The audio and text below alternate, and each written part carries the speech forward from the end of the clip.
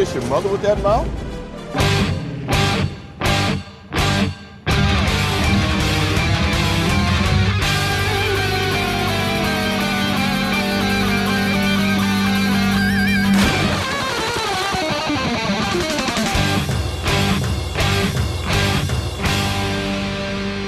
Welcome to the Mad Max Minute Presents Waterworld H2O Minutes at a Time. I'm Rick. And I'm Julia. And today we're talking about minutes 73 and 74, which begin with our heroes ducking gunfire and end with the mariner climbing the mast. We wrapped last week with the trimaran under attack from the smoker skyboat, and we pick up right where we left off, as we do with all of our episodes, with Helen, Enola, and the mariner scrambling for cover. Now, specifically, Helen and Enola, they find cover at the base of the mast, considering it is the most sturdy part of the ship, and would therefore offer the most cover from gunfire. I suppose, but there is a cabin. Exactly. In this situation, I would like to believe that I would run for the cabin. I would get out of sight. That would have solved a lot of the problems that we are about to see. If Helen had at very least taken Enola to the cabin, shoved her down below to keep her safe, then they would have been there when the mariner ducked down in there, which she perceived as running away, therefore she had to take matters into her own hands. Mm-hmm. If she had been in the same vicinity as him, she would have seen that he went down there to get weapons. When Helen shouts coward at the mariner, I'm not entirely convinced that despite them spending so much time on this boat that she has actually been below decks on the trimaran. Enola went down there. Yeah.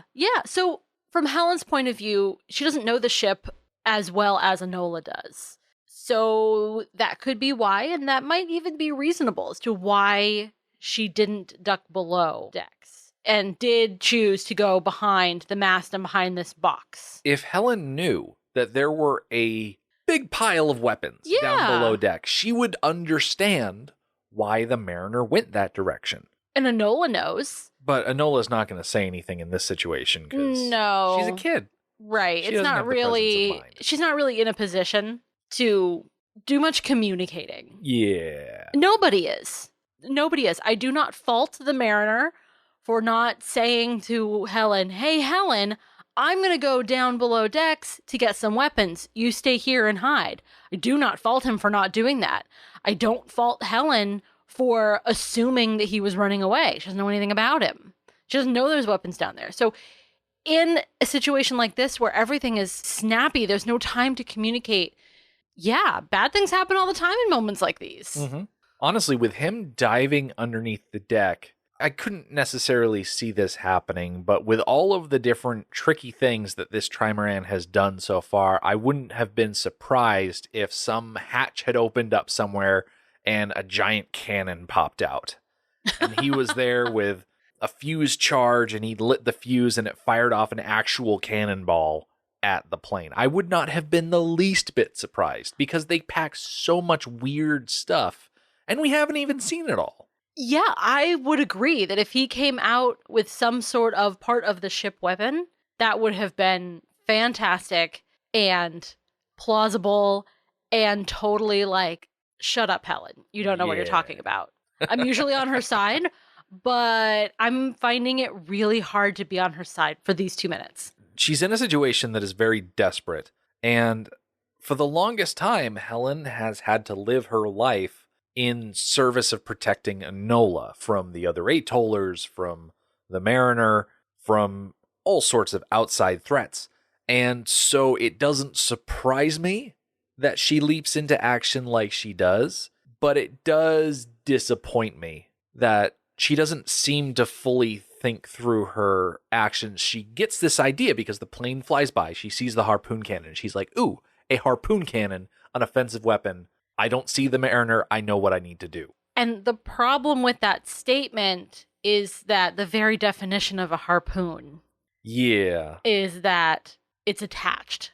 It is a hunting weapon, which she should know about. I am sure the atoll used harpoons. Oh, absolutely. So this isn't a foreign thing where she doesn't understand that this sort of bolt, this large bolt with this big old barb on the tip of it. That is clearly a harpoon gun. And I mean, she gets to the gun, she checks around the front of it, she can see that there's a little basket of line and a lead coming off of it. She knows what a harpoon is. Absolutely. You're 100% right. So I'm not sure what she was expecting to happen. I can see the wisdom of not disconnecting the harpoon before firing it, because if you miss and the harpoon falls into the ocean, you're never getting it back. Unless it's still tethered, and then you can just pull it back onto the boat. Exactly. So maybe she was envisioning that it wouldn't go through the plane, that it would stick into the plane in such a way that she could get it back, that she could pull it back out. In which case, that's not enough damage to actually do anything. So what's the point? I'm not entirely sure that Helen thought it out completely, and that was the main problem we had with it. I think it's important that we do duck back a little bit, because I just noticed a couple of things. When we cut below deck with the Mariner, we see bullets ricocheting off the inside of the cabin, so we know that the hull isn't completely bulletproof. Yep. So it would have offered minimal protection against the bullets, but it would have broken line of sight, which would have been very frustrating for the gunner. But the gunner doesn't get to shoot for that much longer, and the reason that there is an opening for Helen to run to the harpoon gun is because his gun jams, and the gunner utters the only instance of the F word in this PG-13 movie. And I wanted to call attention to that every PG-13 movie, according to the MPAA, which is the Motion Picture Association of America, they get, quote, a single use of the harsher sexually derived words, though only as an expletive. You cannot use the F word in reference to the sexual act. You can only use it as an exclamation. Okay. I have a question about the sequence of events and what might have happened. So the machine gun on the plane jams up. We get the one expletive. And then Helen is able to make it to the harpoon gun, shoot him, and then chaos ensues. Mm-hmm. If she hadn't, do you think the plane would have been done anyways? So if Helen had not shot the plane with the harpoon, the gunner would have unjammed the gun, because he unjams the gun immediately before being skewered by the harpoon gun. Oh, so okay. He would have resumed firing. What Helen could have done versus what she did do is run below deck and take cover, because she wasn't actively being shot. At an early point in this clip, the pathway to the cabin, the below decks area, is cut off because of gunfire, which is why they stay crouched at the bottom of the mast. So they could have kept moving, but I think Helen had enough of the cowering at this point. She was getting desperate to do something, to act in some way and not be so passive. Something else that happens in that moment when Helen lunges for the harpoon is that we get a good look at what Enola is doing. She is drawing, of course, because that's what she does. Like a little courtroom sketch artist. Exactly. And she's doing it with a sense of urgency, with a sense of, I have to record what's happening. And that kind of made me wonder about her drawing. If she gets this sense, this almost maybe like a prophetic sense of these images that she saw when she was a baby. I'll bet you her conscious mind doesn't remember these things. No. We know her conscious mind doesn't remember these things. Gregor asked her, what are you drawing? And she's like, I don't know. So I'm wondering if there's something supernaturally special about her. That compels her to draw? Compels her to draw. I think that's just her personality. Like, she draws what she sees, and this is something very out of the ordinary. So she feels compelled to draw it. I think her personality isn't a strong enough sense of what's going on, especially here. She is doing this with a sense of urgency instead of what? Instead of trying to hide.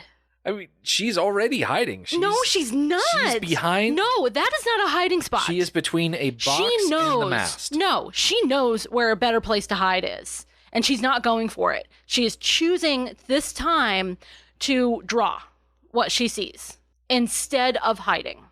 I think there's something more to her drawing than just, I like to draw. Yeah, I see it more as I'm stuck behind this box. I need to do something. I can't do No. anything because I'm a little girl, so I'm going to draw it because that's all she can do. All right. This is going to have to be a thing where we agree to disagree because I think that that's just not reasonable. I think Helen would have been upset with Enola if Enola made a break for the other end of the boat. No. When your life is in danger, first of all, you don't sit there and draw when your life is directly in danger. You also don't worry about getting yelled at, i.e., Helen. She's doing something stupid, but it's all she has in her brain to defend themselves because their lives are in direct danger. So she doesn't care what the mariner thinks about what she's about to do. I'm disappointed that you are turning me down for something that I actually like about Enola. Because I hate the drawing thing. But I could get on board with the drawing thing if it were something deep inside of her that compels her to draw and something that is more than just a personality trait. I don't know. I'm satisfied with it not being... No, that's stupid. It needs to be more than just a personality trait. I don't know. I look at the drawing and I see that as a core element of her character, of just who she is. I think it's more than that. Okay. I think that's the only thing that makes her interesting, is that there's more to her than I'm a little girl and I like to draw. Okay. I was thinking about the harpoon gun. Mm-hmm. So earlier in this movie, we saw the harpoon gun fire off from the trimaran, hook into the Hellfire gunboat, and drag it around to explode the fuel barge.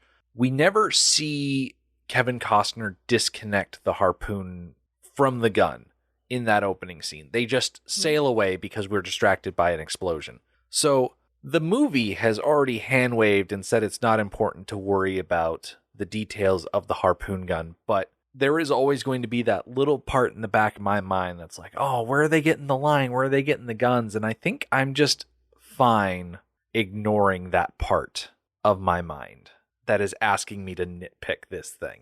Well, I think it's okay to nitpick it because I think that I had actually forgotten how this harpoon was used in the past. So this is a reflection of that usage. Mm-hmm.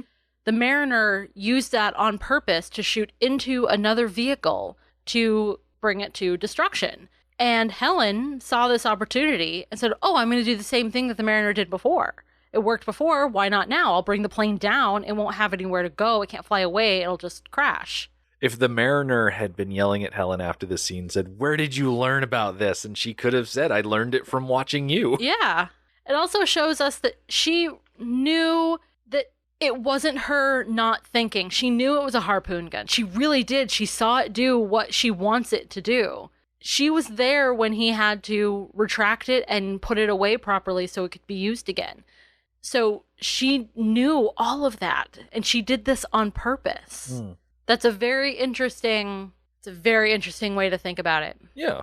Speaking of interesting ways to think about the situation, this part in the book is from the mariner's point of view. So we follow him as he dives below deck and he starts futzing with all of his weapons and whatnot. It describes Helen shouting out to him as the sound of the woman's voice over the seaplane's rumble and all that jazz.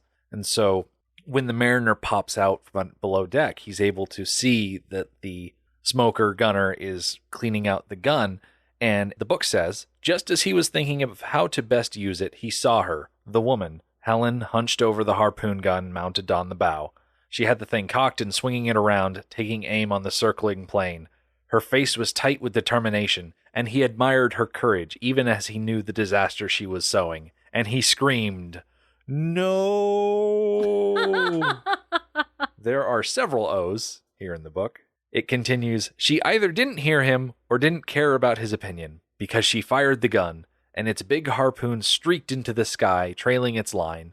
And just as the gunner was swinging his fierce, now unjammed weapon around, bringing it back to bear on the trimaran, the harpoon stabbed through the plane's fuselage. Frankly, I love the image of the harpoon firing up from the trimaran. I think it's animated really well. I don't feel like it's awkward looking or anything like that. And I especially love the part where you're behind the plane and you see the tip of that harpoon punch through the fuselage. Yes, there are some great visuals in this entire sequence. And I have to agree about the harpoon bolt flying into the air. it is done really well. And how lucky of a shot is it that Helen was able to nail the gunner so perfectly? Right, and under any other circumstance, that just would have been a fantastic shot. Oh, absolutely. And the Mariner would have begrudgingly been proud of her? I don't know. In the book, he uses words like admired, well, a lot more. He never uses those words, and I don't think he even thinks those words in the movie. I think there are a lot of opportunities where Helen either could have missed the plane or struck a part of the plane that was less, let's say, important to the overall function of the plane. I thought initially of two other situations that it would have been really fun for her to hit the plane with this harpoon. For one, I think it would have been really cool if the harpoon had struck the very tail of the plane and ripped those fins off completely, so the plane spiraled out of control into the water. That would have been awesome. That would have been fun. And yes. Oh my gosh, the Mariner would have had to give her so much credit for that move, because she would have literally single-handedly taken down this plane on her own. It would have been amazing. And I think that's why it didn't happen that way. Yeah. Is that it's not time yet for the three of them to start getting along. It's too soon. I noticed something. When the Mariner is down below getting his weapon, there's a moment where he seems to be a bit frustrated and he takes his machete and like swipes across the netting. Yeah. Is that because Enola knocked it down and got it tangled up in ropes and whatnot earlier? Probably. Yeah, I like that. I like that because that makes so much sense. Like, and we noted it when she did that. It was like neatly rather up high and she knocked it down and just like half-heartedly hooked it onto the thing, not even close to where it was. Yeah. So that's a really nice little touch. Callback. I thought of another way that it would have been fun for the harpoon to damage the plane if instead of skewering the gunner, she had skewered Jack Black. Because if he had been stabbed with the harpoon, as soon as the plane started flying away, he would have been pulled out of the plane. Oh, yeah. So easy. It kind of reminds me of the video game series Just Cause, where they give you a harpoon gun on your wrist.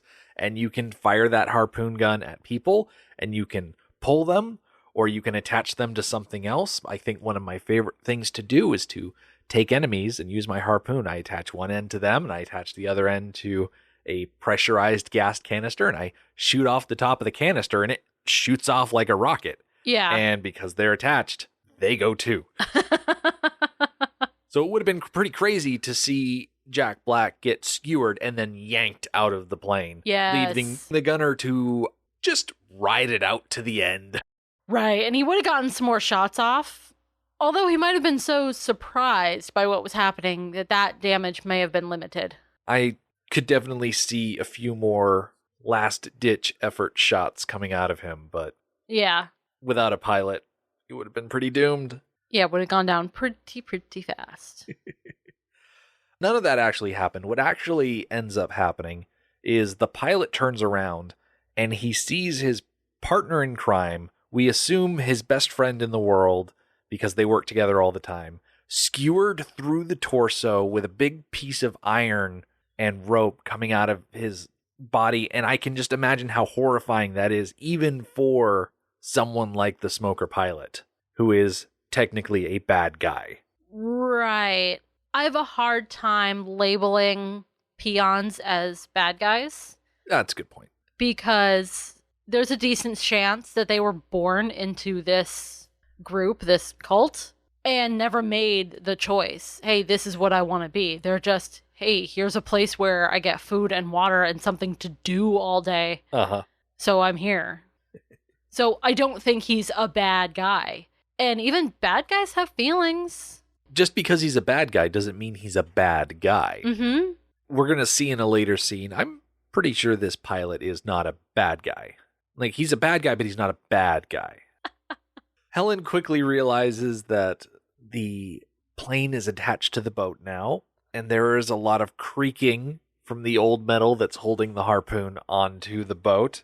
It is rather distressing to hear. In the book, it describes this situation as the plane being attached to the trimaran by an uncompromising umbilical cord.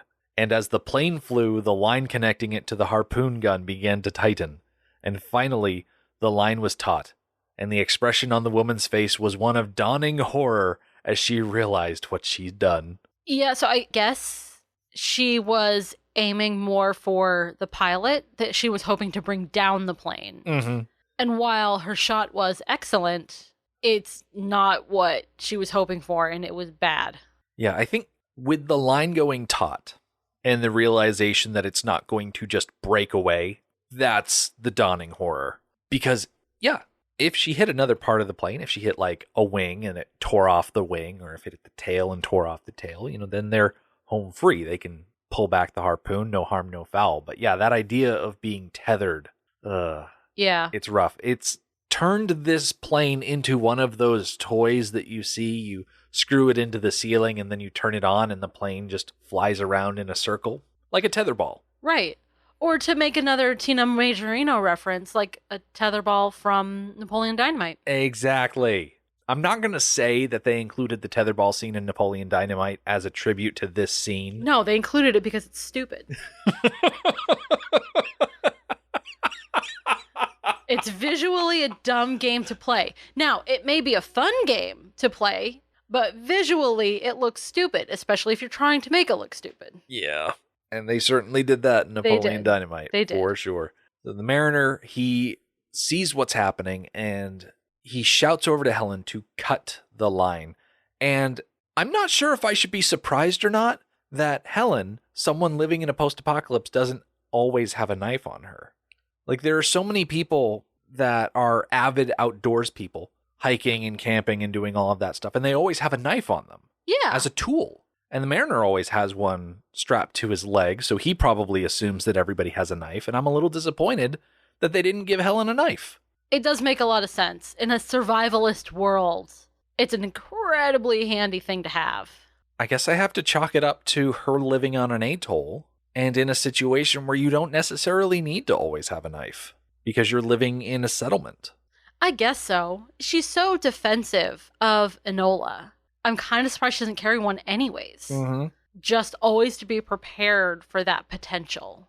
But maybe things on the atoll weren't as bad for Enola as they seem to us in their last day of being there. Yeah. Maybe that was a new thing. Maybe that was not a consistent thing.